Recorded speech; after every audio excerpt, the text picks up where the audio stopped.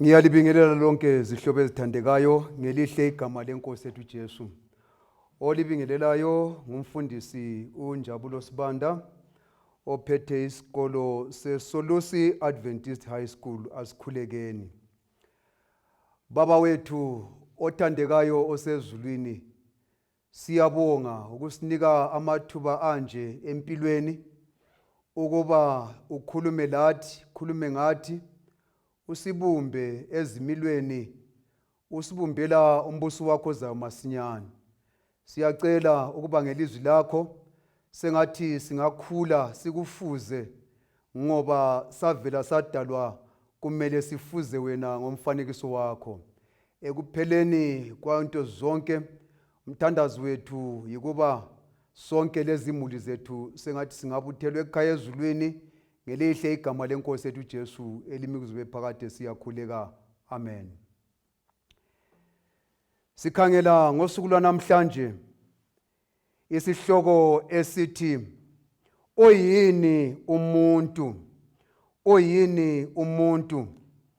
Lesi sihloko sithunganyelwa ivesi esithola kuMahubo esificaminwe 2 ivesi lesine, AMAHUBO 8 verse 4. UYINI umuntu osungaze uzihluphe ngaye na? Indodana yomuntu ukuba uyinanze iyini? Lo ngumbuzo odinga ukuba ucutshungulwe ingqondo yonke yomuntu onanzelela isimo sakhe emhlabeni. Nxa sigebha kuhle livesi, sifunda lamavesi akhelana layo, ikakhulu nxa siqala kuvesi lakuqala lithi, "O Jehova Nkulunkulu wethu, ibizo lakho libabazeka kangaka emhlabeni wonke. Uyibekile inkazimulo yakho ngaphezulu emazulwini. Ukumisile ukudunyiswa izindebe zabantwana lezinsane ngenxa yezitha zakho, ukuze uthulise isitha lomphindiseli." Verse 3. Nxa nginakana ngamazulu akho, omsebenzi wemine yakho, inyanga lezinkanyezi ozibeke endaweni yazo, UYINI umuntu osungaze uzihluphe ngaye na? Ngifisa ukuba sinike sinakane zihlobo ngobukhulu bamazulu, ngobukhulu bendalo yomuntu, ukuze sizwisise kakuhle livesi ekhuluma ngombuzo othi, kambe UYINI umuntu ozihlupha ngaye? Wena udale amazulu, wena uphakeme, wena ubukhulu bakho sibubona enkanyezini, sibubona emazulwini. UNkulunkulu ophakemeyo. Kungani wena uNkulunkulu ophakeme kangaka uzihluphe ngale into engumuntu, mhlawumbe engelandaba lawe, into ngumuntu mhlawumbe engakunakiyo, into ngumuntu okumele ikunike udumo, kodwa iziphilela sengathi awukho wena Jehova, kepha wena uyazihlupha. Kanti iyini linto okuthiwa ngumuntu? Ngifisa ukuba sethekelele ukuloba kwezikhwincamfundo labanye njalo abafunde kwezinye izigaba zemfundo ezizama bona zisikhanyisele ngobukhulu bendalo kaMlimo. Omunye umbalisi ophakemeyo ezikolo ezingaphezulu ogama lakhe nguBalisasa, uyangiphakamisa kakhulu nxa ezama ukubalisa indalo. Uyazama ukubana ake aveze engqondweni yomuntu ubukhulu bendalo kaThixo, efika ezingeni mhlawumbe ingqondo yomuntu engazama ukubana ithathisise noma kusedlula lapho. Uthi yena umuntu uyisilinganiso esingaba izigidi ezintathu lanhlanu, 3.5 million times smaller than the earth. Uzama ubana alinganise afake engqondweni zethu ngobukhulu bomuntu eqathanisa lo mhlaba akiwo, umhlaba odalwe nguNkulunkulu awubumbela umuntu ubana awubuse. Umuntu kuthiwa abuse into emedlula okwalezi izigidi ezibaliswa lapha, 3.5 million times. Kukhulu kakhulu lokho, kukhulu kakhulu. Now ngingazama ubana ngithathe ubunyonyo ungazama ukuthi ubuhlanganise ubumbe ikhanda lomuntu. Kuyamele udinge izigidi zobunyonyo ukuze ubumbe ikhanda lomuntu. Yikho ke izigidi lezi ezintathu zizama ukubana zikuqathanise umuntu ngesilinganiso sobukhulu bomhlaba. Abese sithi yena umhlaba wona lofanayo ophakathi kweguswi ingabe wakhelane leminye imihlaba ngesilungu okubizwa kuthiwa yi-solar system, imihlaba eminye ebhoda ilanga lele silibonayo elisikhanyiselayo. Othi yena lokhu okwakhele khona umhlaba wethu leminye imihlaba okuthiwa yi-solar system kukhulu okungaba yisilinganiso esingaba yi-36 million times larger than the earth. Nxa sesiya ku-36 billion, not million, sorry, 36 billion times. Ozama ukubala ngobukhulu balinto ngivele sesifika lapho kuphambanisa khona ingqondo yomuntu. Sekudinga imtshini emkhulu engaveza ubana i-36 billion inganani. Lokhu ngikuqamba nje ukuzama ukwenzela labo abathanda ukubala, ngoba sisezikhathini zemfundo. Kodwa Daniel ivala incwadi, abantu kuzafika izikhathi lapho bazacubungula khona ulwazi bezama ukuzwisisa ngenkambo yezinto, ngitsho lo mhlaba obazingezileyo. Yikho nxa bezama ufunda bathi bona lapho okwakhelwe lo mhlaba esithi yi-solar system ungaba isilinganiso esingaba yi-36 billion times. Yibukhulu lobo. So umhlaba wethu omncane 36 billion times okwedlula lapho owakhelwe khona leminye imihlaba lelanga. Bese kusithi okwesithathu, kulamaqula ezinkanyezi lemikhathi uNkulunkulu akudalileyo, ngesilungu siyakubiza sithi ngama-galaxies. Sithi sona lesi sikhwica mfundo.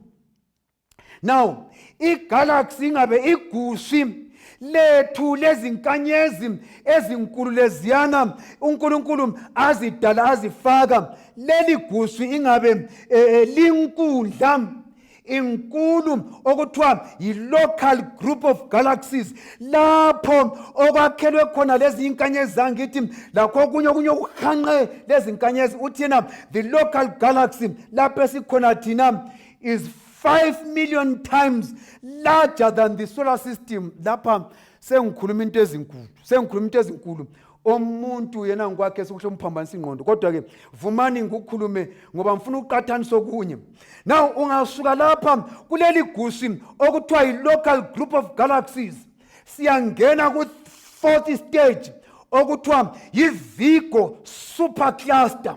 Uthi yena lapha lo osikhwica mfundo, uthi yena i-Virgo supercluster eyisigaba sesine. Nxa silokhe sikhula sisukela ku-small lokhana okuncane umhlaba wangithi siye njalo lapho lo mhlaba wangithi oku-village khona okuthiwa yi-solar system. Le solar system ibe ku-village sekulamanye futhi ama-solar system okuthiwa ngama-local group of okuthiwa yi-local group of galaxies. Sesiya ku-Virgo. Uthi yena leli guswi futhi elikhulu, it's 11 times bigger than the local group of galaxies kukhulu.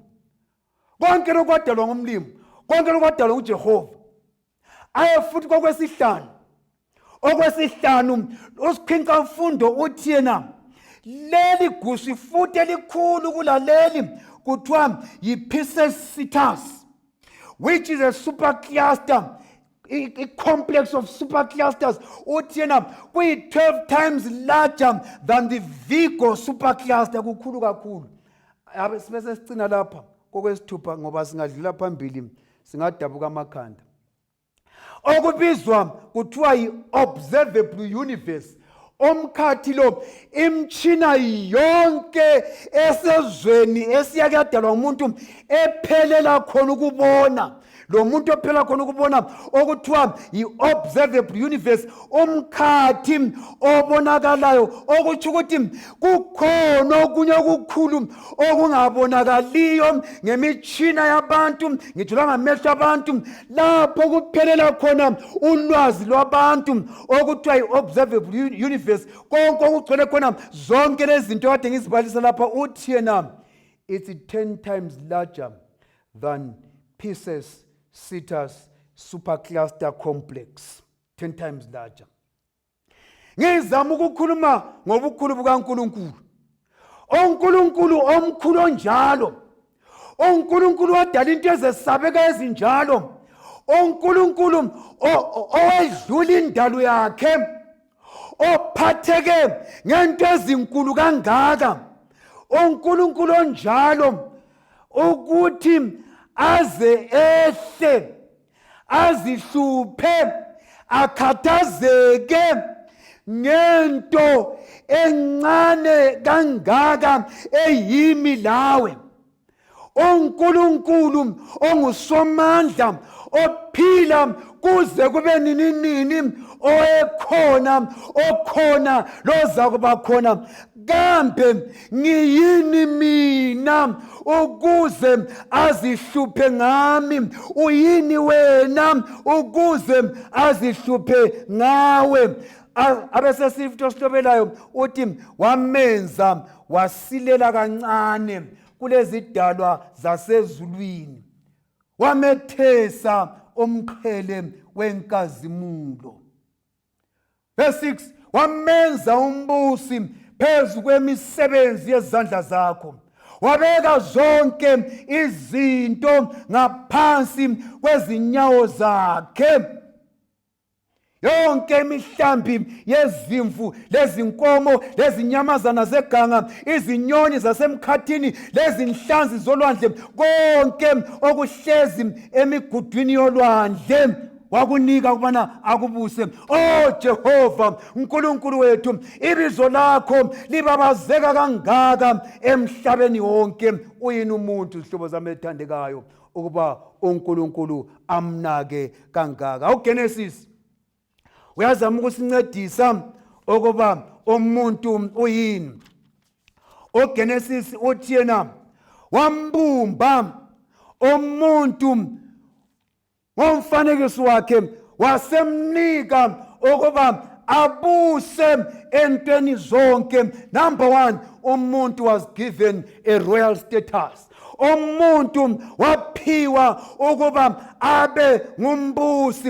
Into encane kangaka, encane 3.5 million times than umhlaba adalelwa kiwo. Umncane kakhulu umuntu kulomhlaba, angeke agcwala umhlaba wonke. uNkulunkulu wasethi ukuze indawo engifuna uyibuse ihlaleke, lami ngihlale lawe, yenze ukuba igcwale abanye abafana lawe, woba ngokungumdala okuncinyane lawe, wenze abantu begcwale umhlaba, ngoba ngifuna ukuhlala lawe kulesi sigodlo, this world.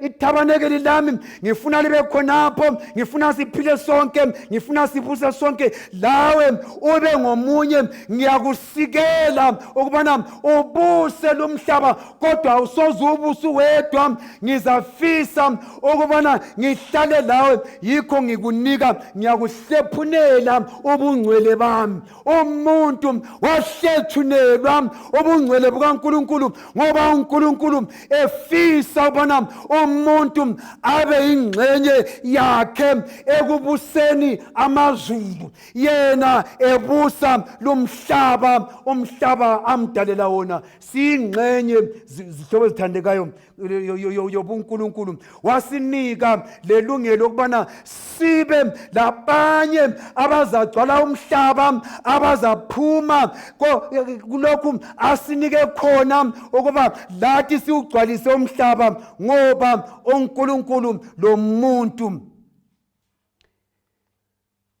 abehlukani,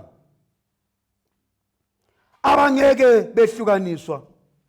uNkulunkulu lo muntu, umuntu kumele azizwisise. Umbuzo nxa usithi uyini umuntu? Umuntu ongumbusi kunye loNkulunkulu. Umuntu kadalelwanga ukubuswa izinto. Umuntu akadalelwanga ukubuswa imikhuhlane. Umuntu akadalelwanga ukubuswa zinhlupheko. Umuntu kadalelwanga ukubuswa zinyamazana. Umuntu kunye loNkulunkulu bangababusi. Okwesibili, uGenesisi uyasibikela ukuba umuntu waphiwa ilungelo lokubana agcine indawo kaNkulunkulu, insimu yase-Edeni. Okuyigcina insimu yase-Edeni akutsho ukuthi umuntu kwakumele abe ngumlimisi, abe ngumlimi, hatshi. Ukuba agcine lesivande kutsho ukuthi wayegcina indawo kaNkulunkulu enjengompristi.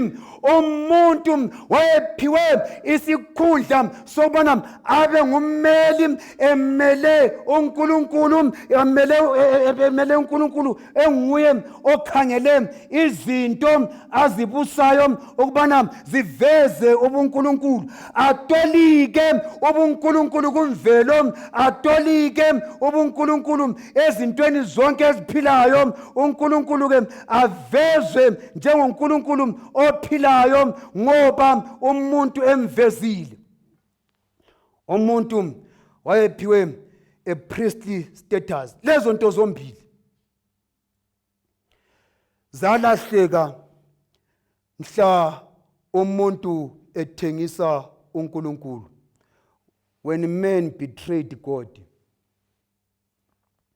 Umuntu oba ngumthengisi nxa engasalalela uNkulunkulu, umuntu engaphuma entandweni kaNkulunkulu, umuntu sengene indlela yokuthengisa umnini wakhe. Man becomes a great betrayer when he sidetracks from the path of God. Umuntu uyaphambuka, waphambuka umuntu, walahla ubukhosi bakhe, walahla ubupristi bakhe nxa wayeselalele isidalwa esikhundleni sobana akhuze isidalwa.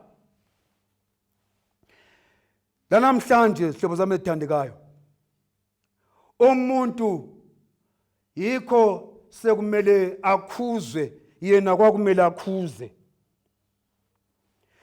Umuntu usekhuzwa la imvelo. Umuntu kwakumele akhuze, alawule imvelo. Imvelo yiyo esibusa umuntu. Belo lesono yiso esesibusa umuntu. Umuntu seze waphenduka waba yisigqili sesono. Uyakhala umuntu ngaphansi kodaka lwesono. Uyakhala umuntu ngaphansi kwedwala lesono. Uyakhala umuntu ngaphansi kokuhlutshwa luhlupho lwesono. Uyakhala umuntu, uyezwakala esithi maye mina umuntu ososizini ngubani ozakingikhulula kulo mzimba wokufana. Umuntu uthwele nzima, yikho hlobo zami ethandekayo obuzayo uyabuza ubona uNkulunkulu kade wazihlupha kangaka ngomuntu. Uyini umuntu? Kungani ungamnyekeli afe ngaphansi kwedwala leli? Ngoba nguyozingenisileyo, nguye othengise ubuntu bakhe, nguye othengise ukubusi bakhe, nguye othengise ubupristi bakhe. Kungani ungamnyekeli? Sihlobo sami ethandekayo, kuyala kuThixo bona amnyekele umuntu. Kuyala kuThixo bona angiyekele, ngoba kuThixo ngilomutsho. Sihlobo ethandekayo, kuThixo umuntu uqakathekile. Engaphathwa kabuchapha ngomunye umuntu, umntanakho ungamphatha buchapha, kodwa kuNkulunkulu uqakathekile. Umakhelwane wakho ungamphatha kabuchapha, kodwa kuThixo uqakathekile. Umuntu uqakathekile sihlobo zami ethandekayo, ngoba ulomutsho kulo amdalayo. Umuntu uqakathekile. Namhlanje sihlobo zami ethandekayo, ngifisa ukufitizela engqondweni zethu ukuqakathekisa into okuthiwa ngumuntu. Kasiyekeleni ukuphatha abantu kabuchapha. Kasiyekeleni ukweyisa into engumuntu, ngoba umuntu uqakathekile. Kakukhathalekile umncane kulezi dalwa ezinye zomhlaba. Engaba mncane kulo mhlaba okwathiwa awubuse. Engaba mncane kule group of stars, ama-galaxies. Engaba mncane umuntu okwedlula this observable universe. Engaba mncane nxa siqathanisa lakho konke uNkulunkulu akudalileyo. Umuntu ngaze akatsho lutho kuwe nxa umbheka. Cabanga ngomuntu lo omphethe ucuku. Cabanga ngomuntu lo omthathela amalungelo akhe. Cabanga ngomuntu lo omeyisayo. Cabanga ngomuntu lo omphatha ngaleyo ndlela eyisekayo. Umuntu sihlobo zami ethandekayo, qakathekile kuNkulunkulu. Qakathekile kuNkulunkulu. Akuyi ngesize yomuntu, abukhulu bomuntu. Ngelinye ilanga abafundi bakaJesu baninela abantwana khatshana, bathi abantwana bayaphambanisa uJesu. uJesu uhle abakhalimele khonapho athi hayi, vumelani abantwana beze kimi lingabanqabeli noma bebancane, baqakathekile kimi. uNkulunkulu nguNkulunkulu wokuncane, qakathekisa izinto ezincane ezinjengawe. Ukhona ongizwayo ngalesi sikhathi ophethwe kabuchapha ngabanye abantu ababone ngani balamandla phezu kwabanye abantu. Ukhona oncitshwa mhlawumbe ukudla okumele ukuthi ngawe yakuphiwa, omunye uncitshwa indawo yokuhlala emhlabeni uThixo amdalele wona, omunye uncitshwa amalungelo athize, omunye ancitshwa imfundo. Kodwa zwana sihlobo sami, wena ondlaleleyo, abantu bomhlaba bengakukhangelela phansi. Abantu bomhlaba ngitsho lezihlobo zakho zingakuphatha kabuchapha, kodwa zwana kuNkulunkulu wemikhathi,